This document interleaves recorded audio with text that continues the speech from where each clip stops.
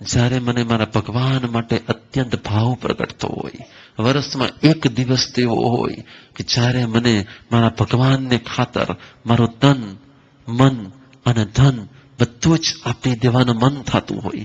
મારા ભગવાને મારા પર જે ઉપકાર કર્યા છે, મને જે માણસ બનવાની પ્રેરણા આપી છે ને, એનાથી મોટો મારા ઉપર બીજો કોઈ ઉપકાર છે જ નહીં. અને એ ઉપકારને વ્યક્ત કરવા માટે આવતીકાલ શેનો અવસર છે? ભગવાન મહાવીર જન્મોત્સવ. તમને નહીં ખબર હોય, કેટલાય ભાવિકો એવા હોય જેને ત્યાં સંતાન ન,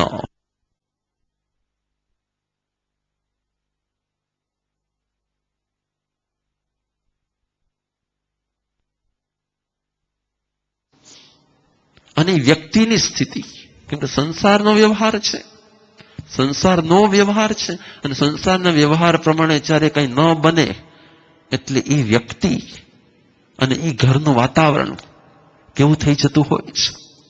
પણ જેને ભગવાનના જન્મની ખુશાલી અનુભવતા ન આવડે, એના ઘરે ભગવાન રૂપી સંતાનની ખુશાલી ક્યારેય ન આવતી હોય. આ એક બહુ સમજવાનો પોઈન્ટ છે. અને તો માર્ક કરજો, અને બહુ જ માર્ક કરજો. મેં છે ને જૈનોનો સર્વે કર્યો છે, મેં જૈનોનો સર્વે કર્યો છે, અને એ સર્વેમાં મેં એટલું જોયું છે કે જ્યાં પણ આવો કંઈક પ્રોબ્લેમ હોય ને, જ્યાં પણ ક્યાંક આવો પ્રોબ્લેમ હોય ને, એ સ્થાનકવાસીમાં વધારે છે કે દેરાવાસીમાં વધારે છે? હું તમને આજે જબરદસ્ત સિક્રેટ ખોલી દઉં છું. તો એ સ્થાનકવાસીમાં વધારે છે, દેરાવાસીમાં ઓછું છે. કેમ કે ત્યાં ભગવાનના જન્મને ઉજવવા માટે અંદરનો ઉલ્લાસ, અંદરનો ઉમંગ, અંદરનો ભાવ, અંદરની ભક્તિ, એ 14 સપ્તાહ એની રમઝટ બોલાતી હોય. ભગવાનના જન્મની અત્યંતપણે એ પ્રશસ્ત ભાવ છે, અને પ્રશસ્ત ભાવ પ્રશસ્ત પુણ્યનું કારણ છે.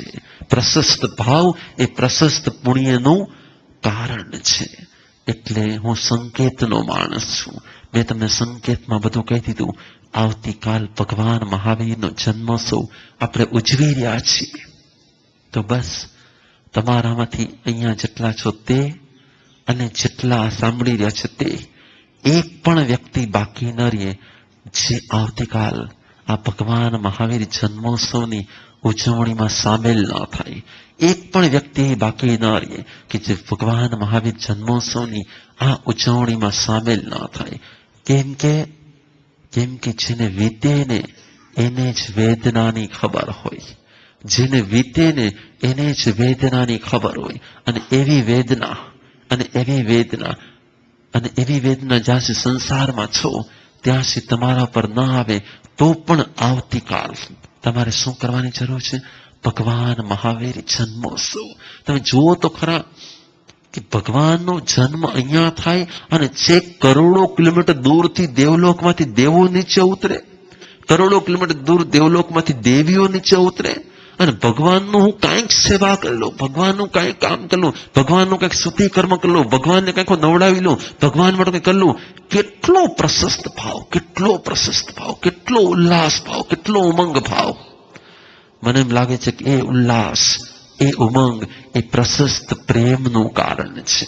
અને જ્યારે આપણે પરમાત્માને પ્રેમ કરવા લાગીએ છીએ ને ત્યારે સંસારના 100 કામ સાઈડમાં વયા જાય છે. પરમાત્માને પ્રેમ કરીએ છીએ ત્યારે સંસારના 100 કામ સાઈડમાં વયા જાય છે. પણ મારે આજ તો પરમાત્માના જન્મોત્સવની ઘડી છે, મારે એને બહુ ઉલ્લાસથી, બહુ ઉમંગથી, બહુ ભાવથી, કેમ કે આગમમાં શબ્દ આવે છે કે જ્યારે આત્મા પ્રશસ્ત પ્રેમથી તીર્થંકર આદિ, આચાર્ય આદિ, ગણધર આદિ, ઉપાધ્યાય આદિ કે સંસતીજીની ઉત્કૃષ્ટ ભાવે, ઉલ્લાસ ભાવે પ્રેમ, પ્રશસ્તિ, ભક્તિ, સેવા અને ગુણગ્રામ કરે છે ને ત્યારે તે ઉત્કૃષ્ટ કક્ષાના તીર્થંકર નામ કર્મનો બંધ કરે છે.